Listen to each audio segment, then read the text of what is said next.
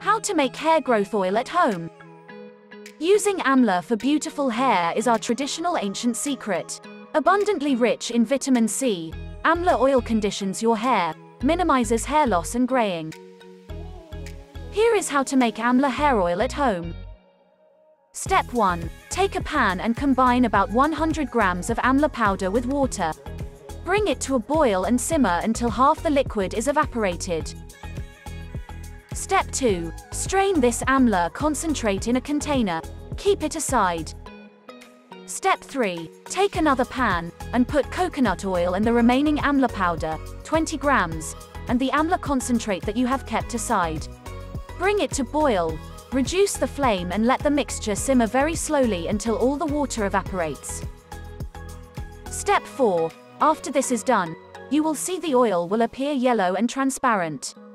Once it's done, strain the residual oil immediately and store in a container or bottle away from direct sunlight. Try making this hair oil at home with all natural ingredients for common hair problems, like damaged hair, hair fall or grey hair. Hope you did get some value out of our today's video. If you really did, hit subscribe button, press the bell icon in order to get regular updates from our channel.